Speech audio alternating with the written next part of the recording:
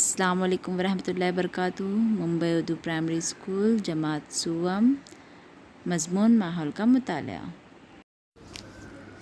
आइए देखते हैं आज के सबक का वीडियो। कैसे हो प्यारे बच्चों? उम्मीद करती हूँ आप सब अच्छे से होंगे। बच्चों, माहौल में आज हम पढ़ेंगे सबक नंबर 25, आसपास होने वाली तब्दीलियाँ। ये बहुत ही आसान और बहुत ही इंटरेस्टिंग लेसन है। इसे पढ़ने में बहुत मज़ा आएगा।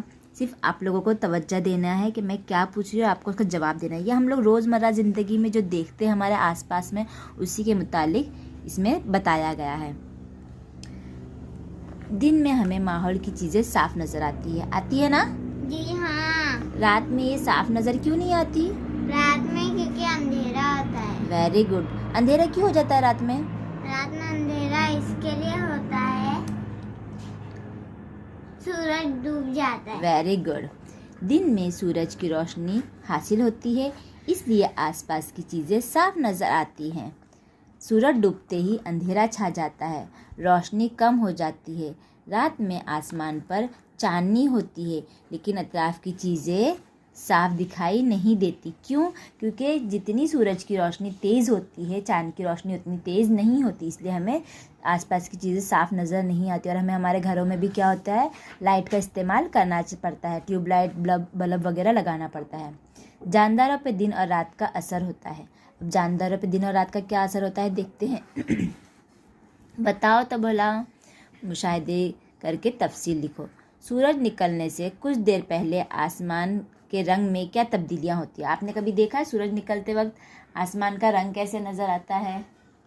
जी हाँ। जब सुबह में सूरज निकलता है तो आसमान का रंग कैसे नज़र आता है? आसमान का रंग नारंगी जैसा, नारंगी और लाल गुलाबी जैसा आता है ना।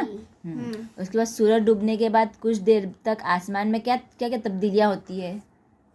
सूरज डूबने के बाद क्या क्या होता है?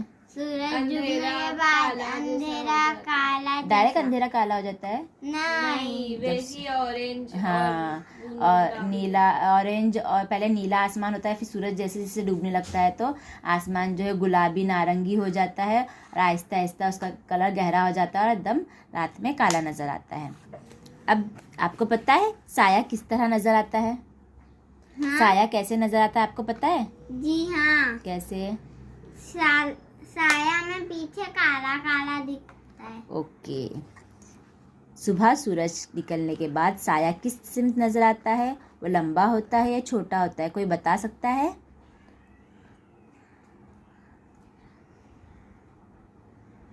लंबा। Very good. सूरज सर पर आते ही साये में क्या फ़र्क होता है? साये में कभी तुमने देखे दोपहर के वक्त एकदम 12 बजे के वक्त जब हम लोग स्कूल आते हैं, जब हमारा साया कैसे दिखाई देता है? बड़ा दिखाई देता है, छोटा दिखाई देता है? बड़ा। नहीं, छोटा नज़र आता है। शाम में सूरज डूबने से कब्ल साया कैसे नज़र आता है? छोटा। नहीं, लंबा नज़र आता है। चलिए हम देखते हैं अभी ये साया कैसा होता है, आगे हम पढ़ेंगे तो हमें पता चलेगा। लंबा साया, छोटा साया। सूरज सुबह मशरिक से निकलता है। सूरज निकलने से कब्ल आसमान में मुख्तलिफ रंगों की झलक नज़र आती है। सूरज निकलने पर सुबह की धूप हल्की होती है, यानी धूप में गर्मी नहीं होती है, सिर्फ रोशनी नज़र आती है। साए मगरिब की जानिब पड़ते हैं और वो लंबे होते हैं। जब सूरज निकलता है तो साए कहाँ किस जानिब दिखाई देते हैं? हमें मगरिब की जानिब दिखाई देते हैं और वो लंबे होते हैं। सूरज आहिस्ता आहिस्ता ऊपर सरकता जाता है, साए छोटे होते जाते हैं। सूरज सर पर आते ही साया बहुत छोटा हो जाता है। यानी सूरज क्या होता है, जब सुबह में दोपहर का वक्त होता है 12-1 बजे का, तो जब साया बहुत छोटा होता है। क्यों? क्योंकि सूरज बिल्कुल ऊपर, सर के ऊपर होता है। सूरज आहिस्ता आहिस्ता मगरिब की जानिब सरकता है, साया मशरिक की जानिब हटते जाते हैं, वो लंबे होते जाते हैं। सूरज डूबने के बाद आसमान पर मगरिब की सिमत मुख्तलिफ रंगों की झलक नज़र आती है। आमतौर पर आसमान नीला नज़र आता है, ऐसा नीला नज़र आता है, लेकिन शाम के वक्त और सुबह के वक्त जब सूरज निकलता है, डूबता है, तो आसमान का रंग थोड़ा सा तब्दील हो जाता है, गुलाबी नारंगी जैसा नज़र आता है। बच्चों, ये सूरज का जो साये का जो लंबा होना छोटा होना है, हम लोग एक तजुर्बे के ज़रिए देखते हैं। देखिए, ये मेरे पास एक एक टॉर्च है रखी हुई। अब देखिए यहाँ पर समझिए, इस सिमत में हमारा ये जो है हमारी मशरिक की सिमत है, ये जो है हमारी मगरिब की सिमत है। मशरिक की सिमत यानी इस सिमत से हमारा क्या होता है, सूरज निकलता है। देखिए ये हमारा सूरज निकल रहा है ना, सूरज क्या हो रहा है, निकल रहा है। अब साया देखिए, इस टॉर्च का साया देखिए आपको कैसे नज़र आ रहा है ना, मगरिब की सिमत में साया आपको देखिए यहाँ पर, यहाँ से सूरज मशरिक की सिमत से जब निकल रहा है तो साया हमें मगरिब की सिमत नज़र आ रहा है ना। मगरिब की सिमत कैसा नज़र आ रहा है, लंबा नज़र आ रहा है। अब सूरज क्या होता है, आहिस्ता आहिस्ता आहिस्ता आहिस्ता कहाँ आ रहा है सूरज, बिल्कुल हमारे सर के ऊपर। अब सर के ऊपर आ रहा है तो हमारा साया कहाँ है, ज़रा बताओ मुझे। जमीन। हाँ बिल्कुल नीचे। और कैसा है साया, साया छोटा। Very good. अब क्या होता है, सूरज मशरिक की सिमत से निकल के कहाँ डूबता है, मगरिब की सिमत। अब साया कहाँ जा रहा है, सूरज कहाँ जा रहा है, ये आहिस्ता आहिस्ता आहिस्ता आहिस्ता मगरिब की सिमत में जा रहा है। देखो साया बढ़ रहा है, यानी आपको बढ़ता हुआ नजर आ रहा है साया। जी हाँ। हाँ, किस सिमत में साया बढ़ रहा है अभी, ये हमारी कौन सी सिमत है, मगरिब। मशरिक की सिमत। जब सूरज मगरिब की सिमत डूबता है तो हमारा साया कहाँ नज़र आता है हमें, मशरिक की सिमत नज़र आता है और लंबा नज़र आता है ना। यानी सुबह और शाम के वक्त क्या हो जाता है, हमें साया नज़र आता है। देखो अब साया बिल्कुल भी हमें नज़र नहीं आ रहा है, सूरज हमारा डूब चुका है। यही आपको क्या करना है, ध्यान रखना है। क्या तुम्हें, अब आगे देखते हैं हम, क्या तुम्हें मालूम है जहाँ फितरी माहौल खूबसूरत हो वहाँ लोग ख़ास तौर से सूरज गुरूब होने का मंजर देखने जाते हैं। ज़िला सतारा का महाबलेश्वर सर्द मकाम के तौर पर मशहूर है। इसी तरह देखो हमारे बॉम्बे से नज़दीक एक और है, माथेरान करके भी एक जगह है, वहाँ पर भी सर्द मकाम है और पहाड़ी इलाका है, वहाँ पर भी बहुत खूबसूरत मनाजिर होते हैं। ऐसी जगहों पर, महाबलेश्वर, माथेरान, ऐसी जगहों पर यहाँ एक जगह को गुरूब आफ्ताब देखने की जगह कहते हैं, सनसेट पॉइंट कहा जाता है, सनसेट पॉइंट। और अक्सर लोग वहाँ पर जाकर क्या करते हैं, गुरूब आफ्ताब का मंजर देखते हैं। वहाँ से सूरज के डूबने का मंजर बेहद खूबसूरत नज़र आता है, दिखाई देता है। महाबलेश्वर जाने वाले सयाह यानी जो लोग घूमने जाते हैं उन्हें सयाह कहते हैं। जो वहाँ पर रहते नहीं हैं लेकिन घूमने के लिए उस जगह पर आते हैं उसे सयाह कहते हैं।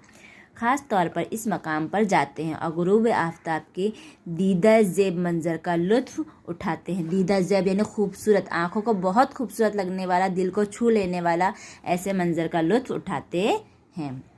अब हम देखेंगे सुबह से रात तक। सुबह से रात तक क्या क्या होता है हमारे आसपास, चलिए देखते हैं। रात ख़त्म होने का एहसास परिंदों को होता है। बहुत सुबह से ही इनकी चहचहाट शुरू हो जाती है। देखो अक्सर फजर की नमाज के वक्त सूरज निकला हुआ नहीं रहता, लेकिन उस वक्त भी हमें परिंदों की चहचहाट की आवाज़ नज़र आती है। और अगर मुर्ग अगर हमारे घर के आसपास रहता है तो वो तो सुबह सवेरे फजर की अजान के पहले ही क्या करता है, बांग देने लगता है। अगर कहीं करीब मुर्गा हो तो इसकी बांग सुनाई देती है। परिंदे घोंसले से बाहर आते हैं, झुंड में उड़ने लगते हैं। इनकी ग़िज़ा की तलाश शुरू हो जाती है। देखो सुबह के वक्त ही क्या हो जाते हैं, परिंदे अपने घोंसलों से बाहर आते हैं, ऐसे झुंड में उड़ने लगते हैं। और वो किस लिए उड़ते हैं, अपनी ग़िज़ा की तलाश के लिए उड़ते हैं।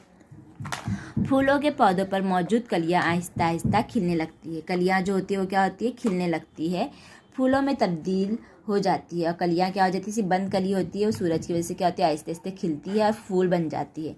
इन फूलों में मीठा शहद होता है, वो जमा करने के लिए शहद की मक्खियाँ आने लगती है। कहाँ आने लगती है, फूलों पर। तितलियाँ, भंवरे और दूसरे कीड़े फूलों की तरफ मंडलाना शुरू करते हैं। यानी सुबह के वक्त क्या होते हैं, तितलियाँ, भंवरे और दूसरे कीड़े फूलों के अतराफ मंडलाने लगते हैं। हमारे अतराफ के लोग अपने अपने काम में लग जाते हैं। सुबह होते ही सब क्या होते हैं, उठते हैं, नमाज वगैरह अदा करते हैं, नाश्ता पानी करते हैं, सब अपने अपने काम पर चले जाते हैं। हम भी हमारा काम ख़त्म करके कहाँ आते हैं, स्कूल की तैयारी करके स्कूल आते हैं, है ना।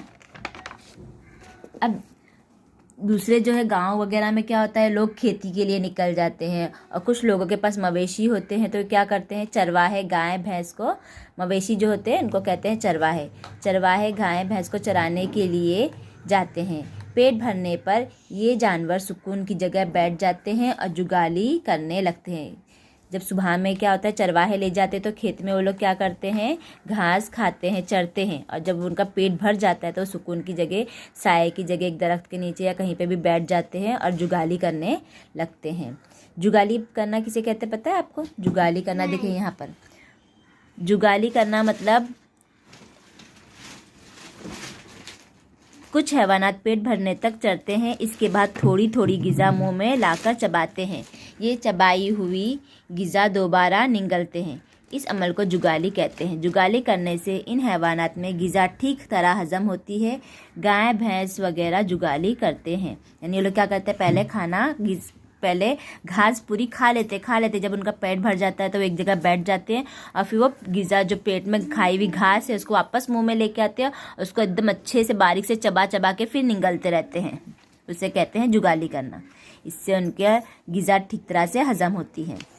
अब आगे देखते हैं। शाम होने पर जानवर कोठे पर वापस आते हैं। परिंदों के झुंड घोंसलों की जानिब आते हैं। कब आते हैं? शाम होने पर। तुम स्कूल से घर वापस आते हो, लेकिन कुछ शबगर्द जानदार, शबगर्द यानी आगे आपको मैं बताती हूँ किसे कहते हैं। शबगर्द जानदार सूरज गुरूब होने के बाद ग़िज़ा की तलाश में बाहर निकलते हैं। शबगर्द यानी शब बेदार। कुछ जानदार दिन भर आराम करते हैं और रात को ग़िज़ा की तलाश में बाहर निकलते हैं।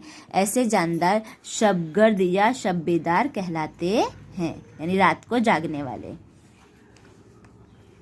पतंगे, झींगा, टिड्डे और जुगनू इन जानदारों में शामिल है। शेर, चिमगादड़, उल्लू भी शबगर्द जानवर हैं। रात रानी, गुलेशबू जैसे कुछ फूल भी रात में खिलते हैं। आज तक के लिए इतना ही बेटा। इसके आगे का लेसन हम लोग अगले पीरियड में पढ़ेंगे। अब मैं इसके आपको खानापुरी और सवाल जवाब बताती हूँ।